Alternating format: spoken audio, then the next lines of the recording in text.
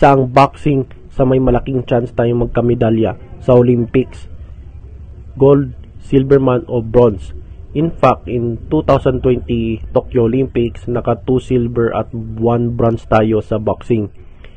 Sa kakatapos lang na Paris Olympics, naka 2 bronze tayo thanks to Nesty Petesio and Ira Villegas. Unfortunately, isa ang boxing sa mga sports na tanggal sa 2028 Olympics sa Los Angeles.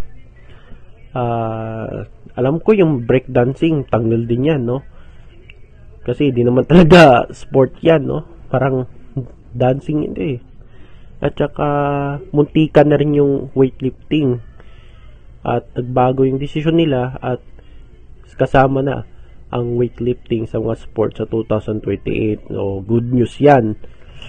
May chance pa ba yung boxing na makasali sa 2028? May chance naman, di ba?